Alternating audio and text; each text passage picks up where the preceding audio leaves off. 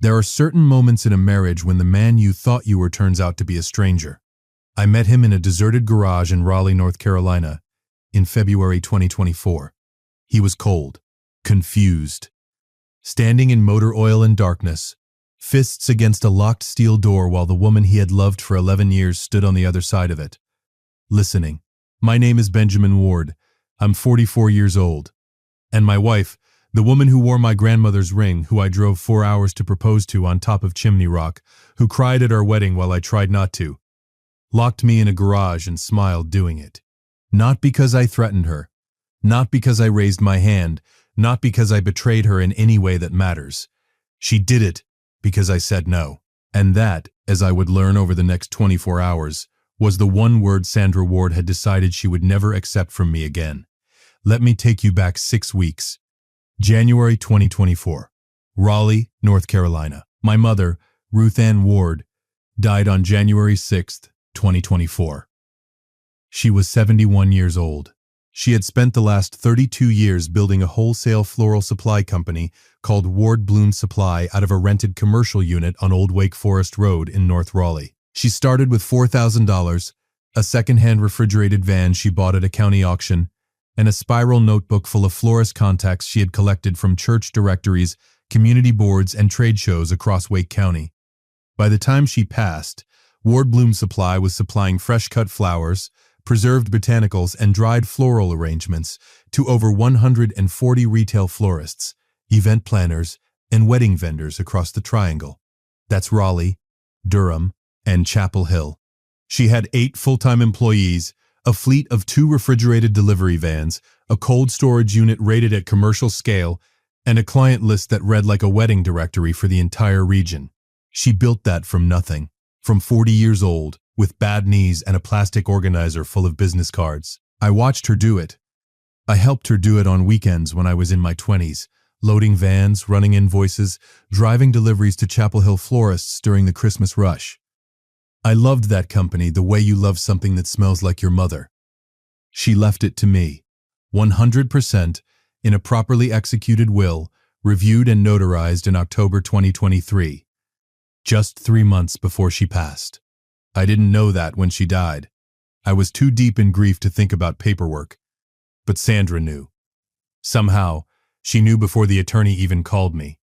I didn't find that suspicious at first. I thought she was being supportive. I thought a lot of things about Sandra that turned out to be wrong. The will was read on January 19, 2024, in the office of my mother's attorney, Gerald Tate, on Glenwood Avenue in downtown Raleigh. Sandra sat next to me with her hand on my knee. She wore a dark gray blazer. She looked composed, careful. She was too composed for a woman who had just lost her mother-in-law 3 weeks earlier. I noticed it. I filed it away without knowing why. When Gerald read the transfer, full ownership of Ward Bloom Supply, including all assets, vehicles, inventory contracts, client agreements, and the commercial lease on Old Wake Forest Road, Sandra's hand tightened on my knee. Not a squeeze. A grip, like she was steadying herself. On the drive home, she was quiet for 7 minutes. I know because I watched the clock, wondering what she was thinking. Then she said, "We should sit down this week and talk about the business." "Sure," I said. "I'm still figuring out what I even want to do with it." She nodded. "We should probably get ahead of it sooner than later." I assumed she meant logistics. What to do with the lease, the employees, the inventory, whether to keep it running or sell. I was 44 years old. I worked in commercial real estate, and I had no experience running a floral supply operation. Those were the practical questions I thought she was raising. She was not raising practical questions. The first conversation happened the following Tuesday, January 23rd. We sat at the kitchen table on Whitaker Mill Road, the house we had bought together in 2018, and Sandra slid a single printed page across the table.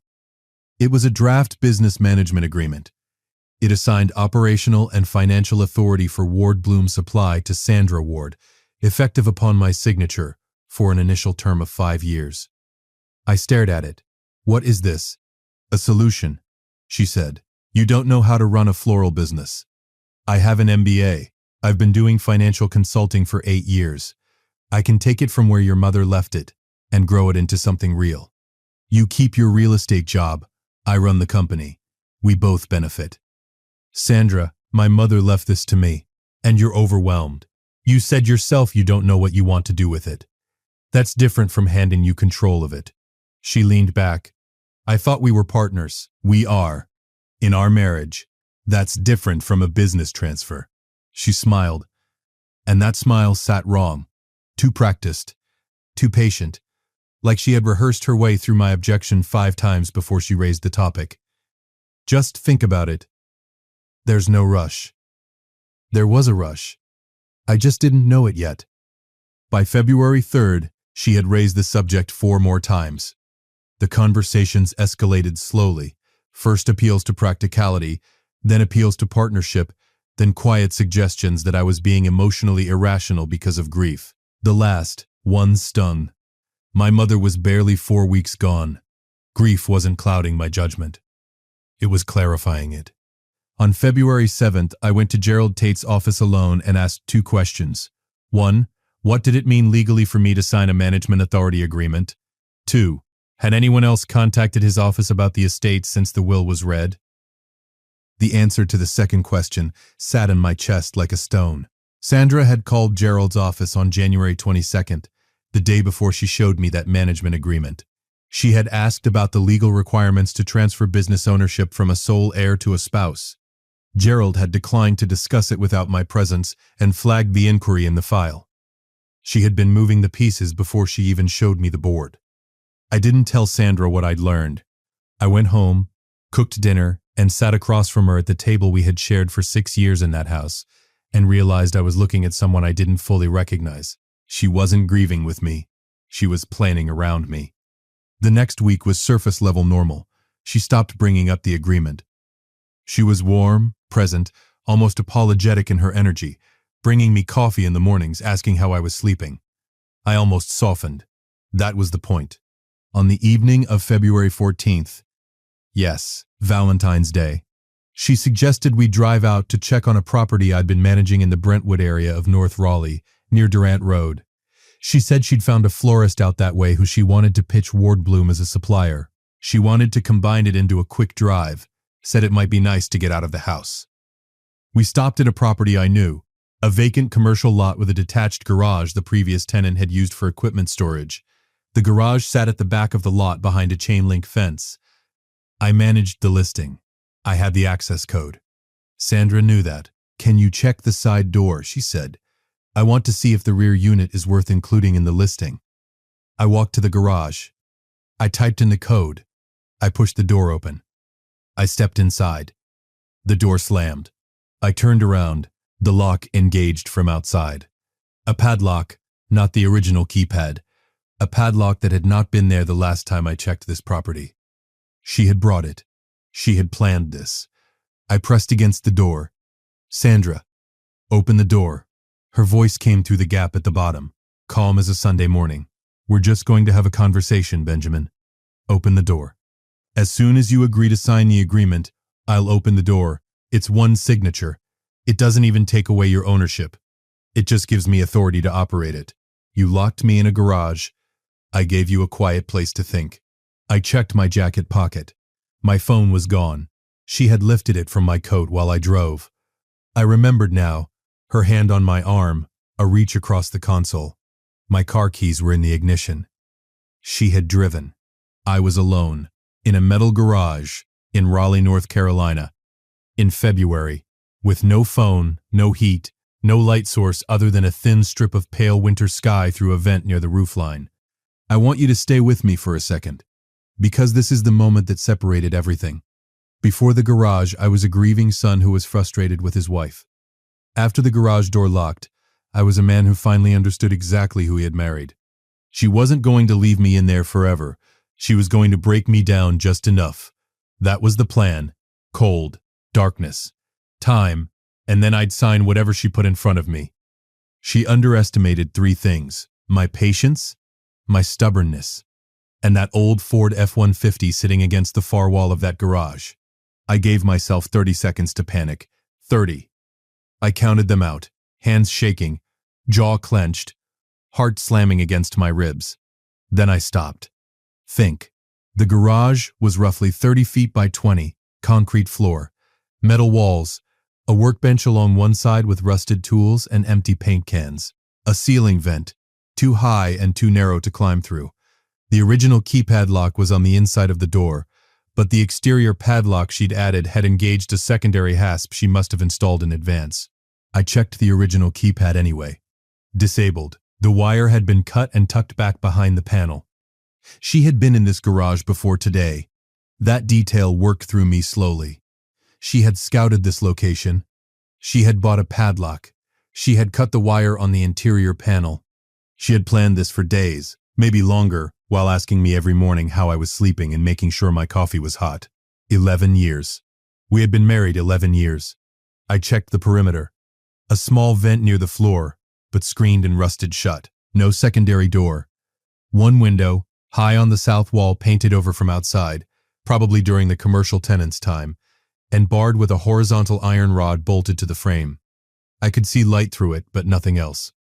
Then I noticed the truck. The Ford F-150 was old, mid-1990s by the look of it. Cream-colored, flat front tires, collecting dust in the far left corner of the garage. The previous commercial tenant had apparently left it behind when they vacated. It had been on the property records as abandoned equipment, something I had noted and never escalated to the landlord. The cab was unlocked. I climbed in mostly to get off the cold concrete floor. The bench seat had an old work blanket folded against the passenger door. I pulled it around my shoulders and sat there in the dark cab of a dead truck and tried to decide what I was going to do. She'll be back in the morning, I told myself. Or someone will see the property listed and call the office. Or Gerald Tate will notice something is wrong. None of those were fast enough. It was February in the mid-40s outside, colder inside the unheated garage. I could already feel it settling into my joints the way cold does when there's nowhere for your body heat to go. I started the mental inventory. What did I know? The landlord checked the property maybe once a month. Nobody else had a key or a code except me. And Sandra now, apparently. My real estate assistant, a man named Doug Patterson, would notice I hadn't checked in by morning, but his first assumption would be a dead phone, not a locked garage. But there was one person. Her name was Rochelle Tatum. She was my mother's operations manager at Ward Bloom Supply. 61 years old, 22 years with the company, and the single most practical human being I had ever known.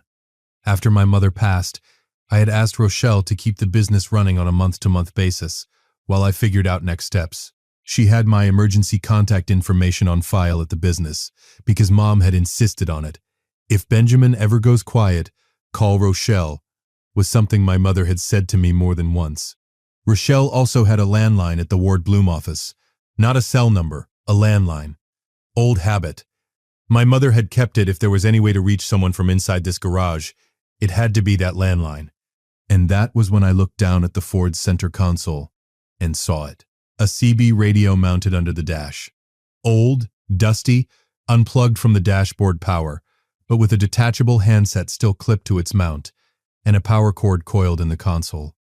A commercial CB radio. This model, I recognized it as a Cobra 29 LTD. A standard long-range CB common on commercial work trucks, ran on 12-volt power from the vehicle. The truck had no engine power, but the battery might still hold enough charge to operate the radio. I pulled the handset. I found the power cord. I plugged it into the vehicle's 12-volt accessory port below the dash. The radio clicked. A red light came on. Faint, but on.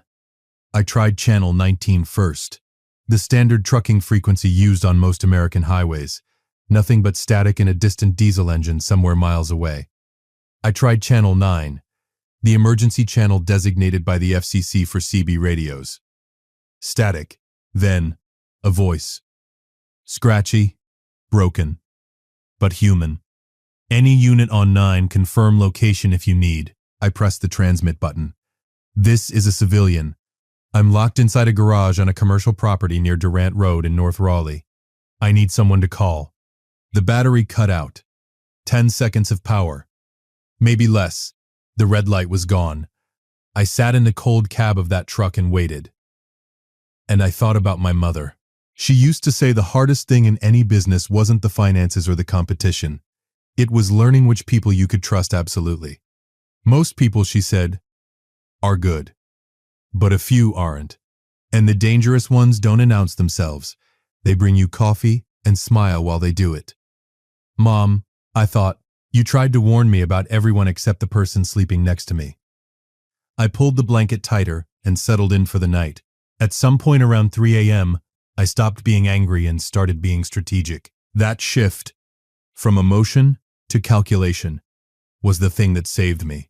Not the radio, not the blanket, not even the call that eventually came. What saved me was the moment I decided to stop pounding on the door and start thinking about what Sandra was planning to do next. Because she wasn't just improvising. She had a timeline. I could feel it. She had locked me in on the evening of February 14th, Valentine's Day, which in hindsight was either deeply ironic or deeply deliberate. The Ward Bloom business had a lease renewal coming up at the end of February. If she could present signed transfer documents to the landlord and the business bank account, First Citizens Bank on Six Forks Road in Raleigh, before that renewal date, she could establish herself as the operating authority before I had time to contest it. The lease renewal paperwork required the signature of the controlling owner. That was me, or it would be her if I signed. She needed my signature, yes, but she also needed me cooperative enough to not immediately call Gerald Tate and report what had happened. That's why the garage wasn't a permanent trap. It was a pressure cooker. Get me cold, get me scared, get me weakened enough that signing felt like relief. She wanted me compliant, not dead. Understanding that kept me calm in a way nothing else could have. I wasn't in mortal danger. I was in a psychological negotiation, and I had just decided I wasn't going to lose it. I kept my body moving. I walked the perimeter of the garage every 20 minutes in the dark, counting steps. 20, 2 steps across the long wall, 14 across the short. I did shallow lunges against the workbench to keep my legs from stiffening. I talked out loud to myself, which sounds unhinged, but it kept my mind from spiraling. I narrated what I was going to do when the door opened. Not if. When. Around 5:30 a.m., I heard tires on gravel outside. I went still. A car door. Footsteps on the concrete outside the garage. Then Sandra's voice, closer than before. She had apparently slept in her car on the property all night, or nearby. Benjamin, are you ready to talk? I walked to the door, slowly, deliberately. Open the door, Sandra.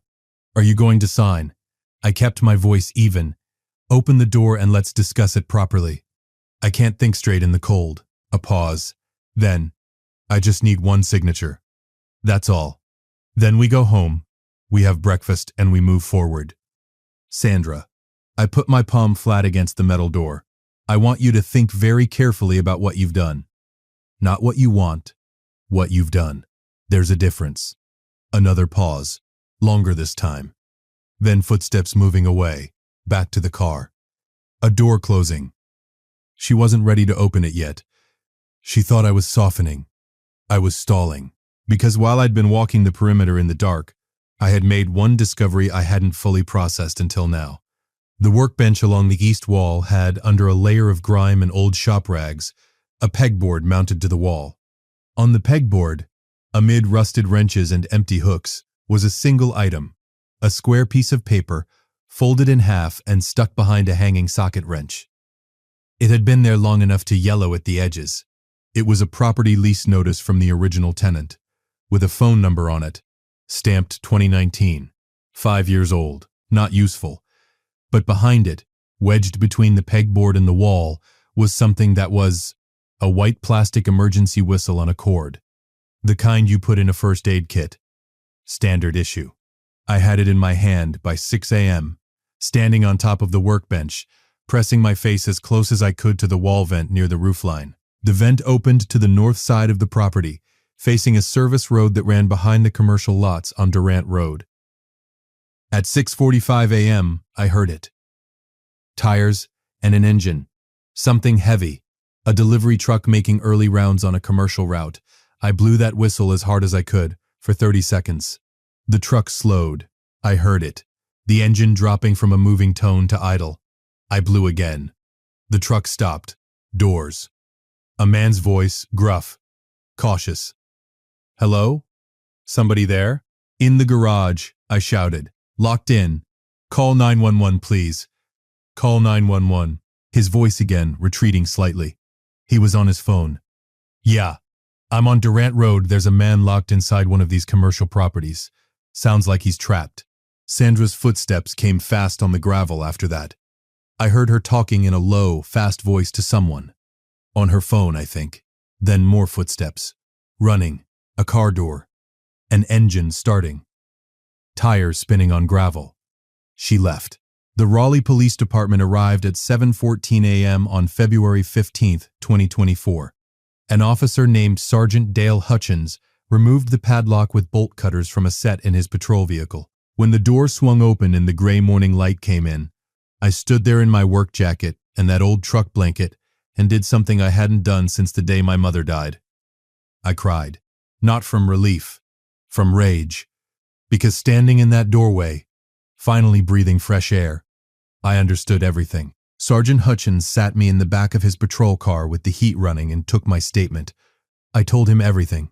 The management agreement, the escalating pressure, the lifted phone, the premeditated padlock, the cut wire on the interior keypad. Sandra's voice through the door asking me to sign. He was quiet for a long moment. Then he said, "Mr. Ward, this isn't a domestic dispute. What you're describing is unlawful imprisonment." I want you to pause on that phrase for a second, because I think a lot of people, especially men, don't think about it that way.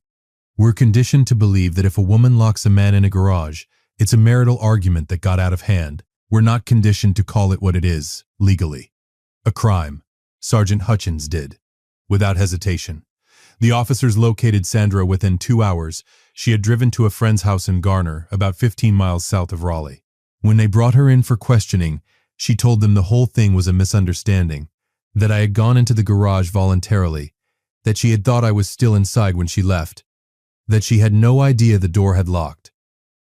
Which would have been more convincing if the bolt cutters hadn't removed a padlock, a brand new master lock number 3, that had been installed on a hasp that was not on the property lease record and had not been there during my last property check 2 weeks earlier.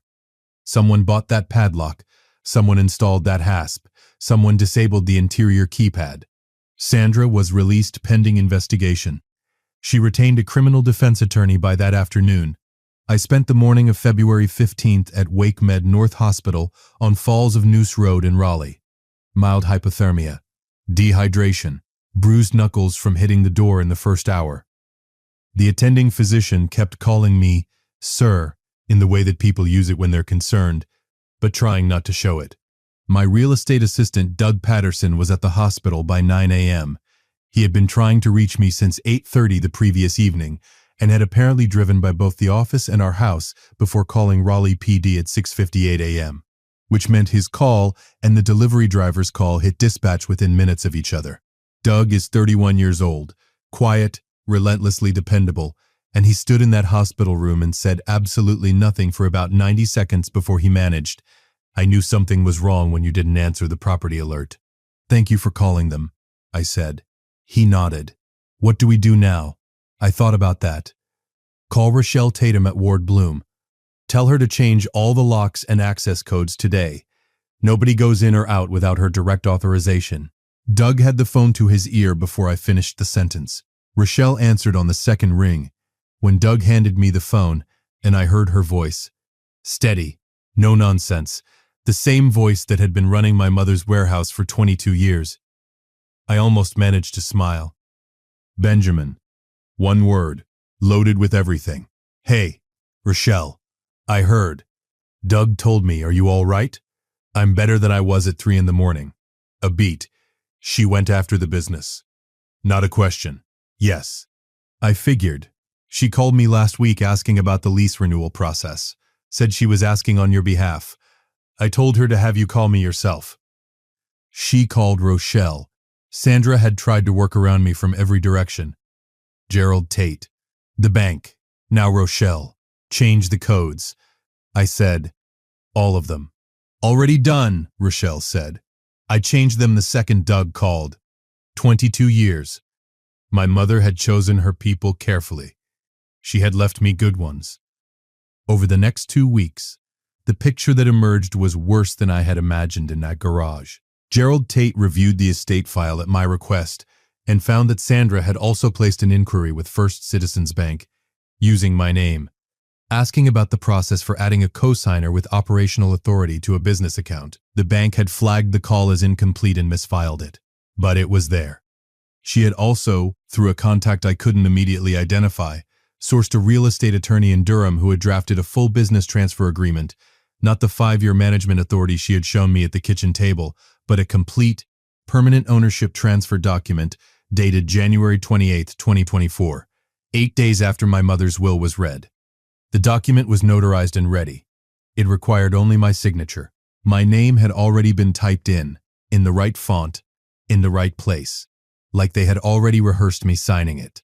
The Raleigh PD investigation, assisted by a digital forensics firm, traced her correspondence.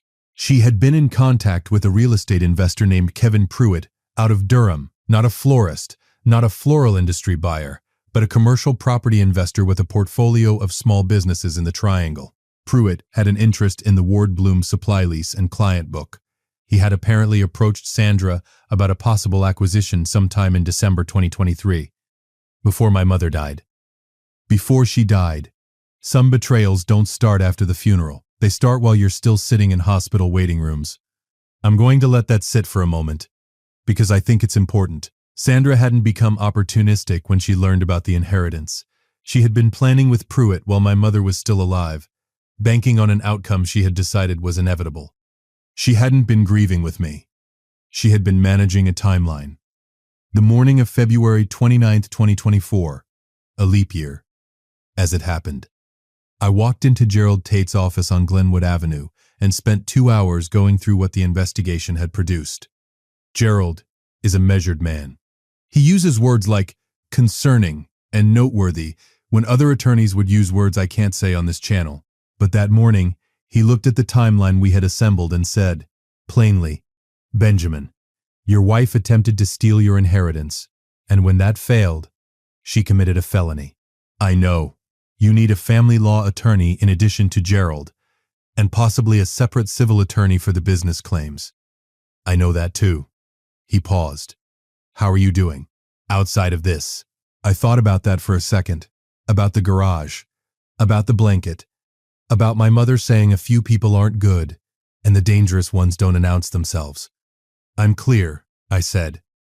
That's the best I can offer right now. I retained a family law attorney named Patricia Osei, who practiced out of an office on Hillsborough Street in Raleigh. She was 52, direct, and had the kind of calm that made you feel like she had handled worse things than your situation before 9 a.m., and would handle several more before lunch. She reviewed the criminal investigation, the draft transfer documents, the bank inquiry, and the Kevin Pruitt correspondence.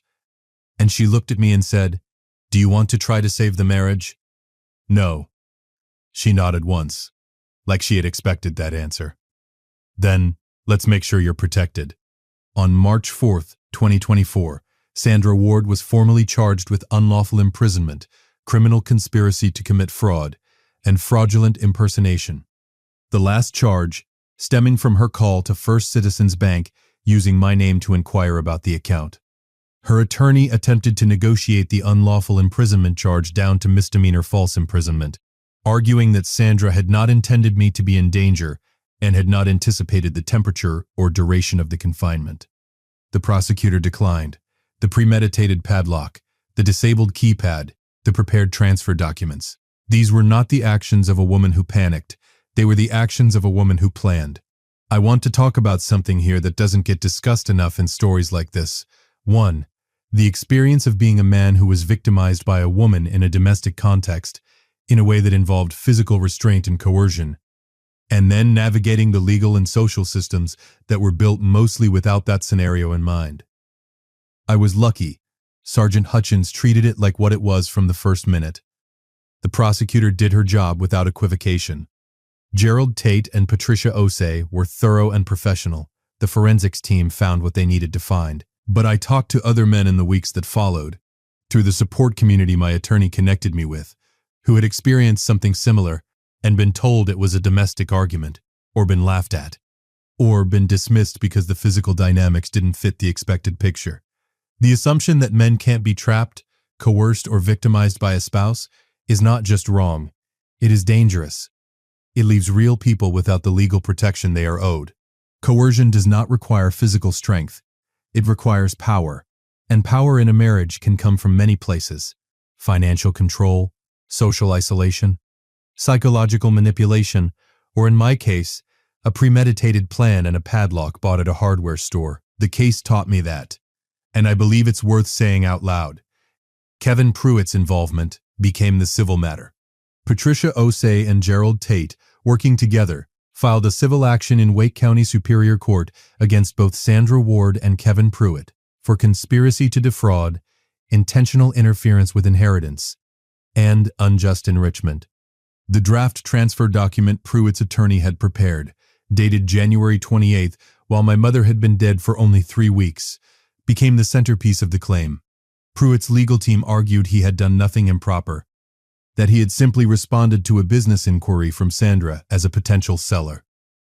The flaw in that argument was the date. My mother's will wasn't even filed with the court until January 25th.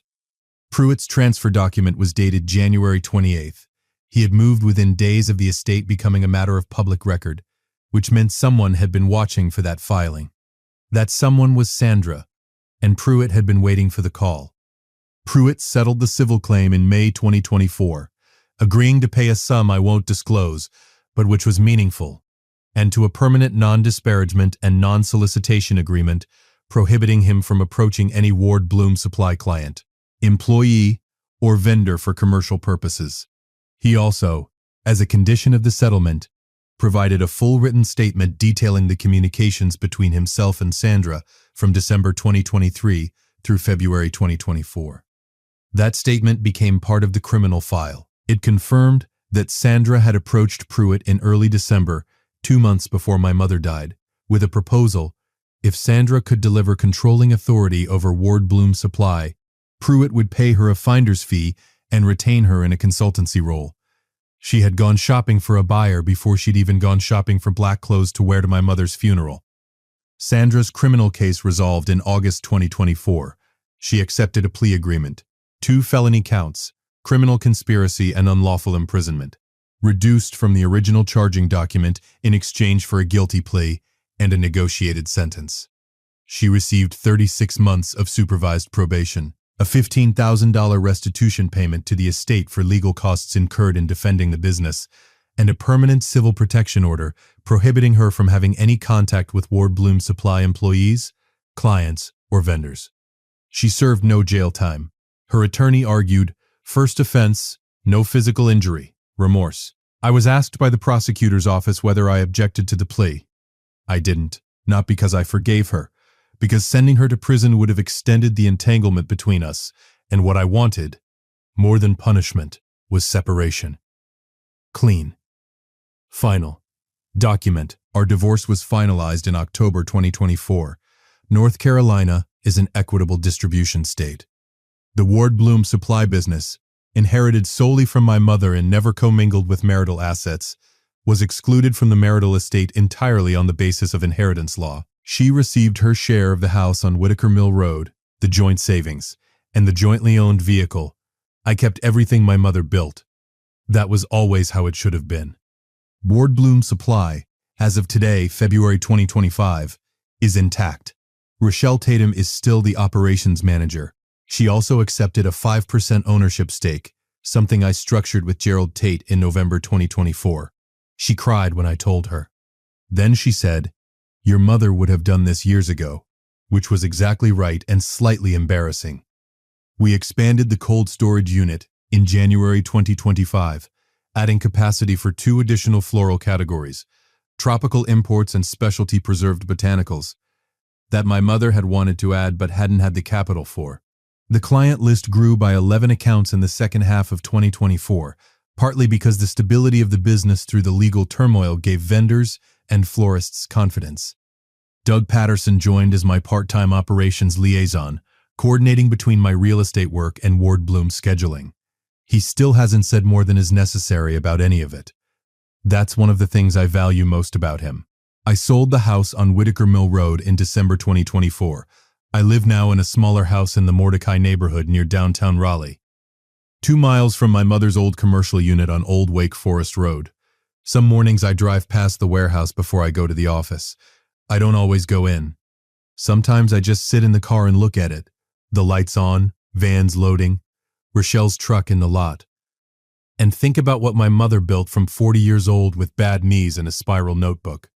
She gave that to me, and I kept it. That's the whole story. Except for one last thing. The garage on the Durant Road property.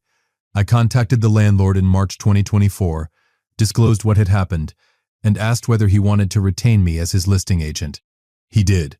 The property sold in September 2024 to a local HVAC contractor who needed the space for equipment storage. Before he took possession, I walked back into that garage one last time. I returned the work blanket to the cab of the Ford F-150. I found the CB radio handset still in its clip. I don't know if the battery in that truck is dead now. I don't know if anyone will ever plug in that old Cobra 29 again. But I left it exactly where it was, because somewhere, through 10 seconds of power and an emergency channel and a delivery driver named Terry, whose last name I never got, it sent a signal out into the dark. And someone answered. That's what I want you to remember from this story. When you're locked in somewhere cold and alone and convinced that no one is listening, keep transmitting. Use whatever you have. An old radio, a plastic whistle, a single name you trust. You don't need a full signal. You need 10 seconds and the right frequency. My mother built a business from 40 years old in a city where nobody owed her anything. She made it work because she refused to stop when stopping would have been easier. She left me that same instruction, not in words, but in what she built. And when Sandra tried to take it, I did the only thing I knew how to do. I came back. If you liked this story, join our community by hitting that like button and subscribing for more family-centered accounts like this.